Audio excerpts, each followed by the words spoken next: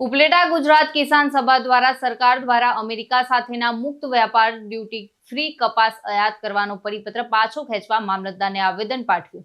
ગત તારીખ 13 ઓગસ્ટના રોજ મુક્ત વેપાર સમજૂતીને લઈ ઉપલેટામાં કિસાન મજદૂર સંઘ દ્વારા દેખાવ યોજી વિરોધ નોંધાવ્યો હતો, જેમાં ભારત સરકાર દ્વારા અમેરિકા સાથે મુક્ત વેપાર સમજૂતી કાયદા લાવવામાં આવી રહ્યા હોવાની શંકાએ ખેડૂતો અને મજદૂરોને મોટા પ્રમાણમાં નુકસાન જવાનો ભય હોવાથી આ બાબતે વિરોધ નોંધાવ્યો હતો। ત્યારે સરકાર દ્વારા ચાલી રહેલા સમજૂતીને કારણે અન્ય દેશોની ખેત પેદાશો આપણા ભારત દેશમાં હાવી થઈ જશે, જેથી આપણા દેશના ખેડૂતોને તેમની પેદાશોના ભાવ પૂરતા નહીં મળે અને ખેડૂતો બરબાદ થઈ જશે, જેને લઈ ગુજરાત કિસાન સભા દ્વારા દેખાવો કરવામાં આવ્યા હતા। આ બાબતે નોંધાવેલ વિરોધનું પરિણામ વર્તમાન સમયની અંદર જોવા મળ્યું છે, જેમાં વિદેશમાંથી કપાસની આયાત માટે સરકારે છૂટ આપતા સ્થાનિક ખેડૂતોને પૂરતો ભાવ નહીં મળે અને વેપારીઓ તેમજ ઉદ્યોગકારો સસ્તા ભાવના કપાસની ખરીદી વિદેશ મારફત કરશે, તેની સીધી અસર ભારતના ખેડૂતોમાં પડશે તેમજ ગુજરાત સહિતના રાજ્યોમાં ખેડૂતોને કપાસના ભાવ ઓછા મળશે અને અંતે કપાસની ખેતી ઓછી થઈ જશે, જેને લઈ આજ રોજ ફરી ઉપલેટામાં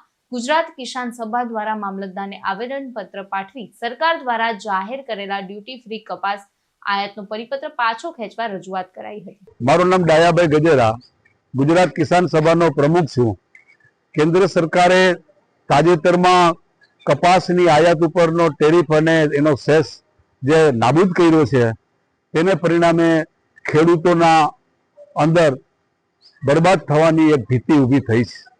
વર્તમાન સમયમાં ખેડૂતો કપાસની ખેતી છોડી રહ્યા છે, પૂરતા ભાવ મળતા નથી, ઉત્પાદન થતા નથી અને ગુજરાતમાં પણ કપાસની ખેતી ઓછી થઈ રહી છે। તેવા સમયે સરકારનો આ નિર્ણય ખેડૂતો માટે કુંઠારા ઘાત સમાન સાબિત થશે।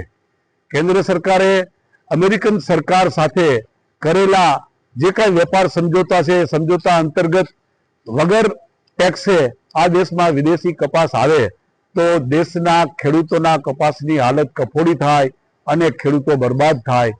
આ વાત આજના રોજ અમે આવેદનપત્ર પાઠવી વડાપ્રધાન નરેન્દ્ર મોદીશ્રીને વિનંતી કરી છે કે તમારી સરકાર દ્વારા જે આ નિર્ણય છે તાત્કાલિક અસરથી પાછો ખેંચવો જોઈએ અને ખેડૂતોને MSP ટેકાના ભાવની ગેરંટીનો કાયદો બનાવવો જોઈએ, જે ખેડૂતો વર્ષોથી માંગ કરી રહ્યા છે। C2 પ્લસ 50% મુજબ એના ભાવ મળવા જોઈએ અને દરેક ખેડૂતોનો કપાસ ખરીદી થવો જોઈએ, નહીતર ખેડૂતો બચી શકે નહીં, ખેડૂતોની રોજગારી બચી શકે નહીં। આ હકીકત સરકારે સમજવાની જરૂર છે। ઇમરાન સરવદી સાથે ચક્રવાત ન્યૂઝ, ઉપલેટા।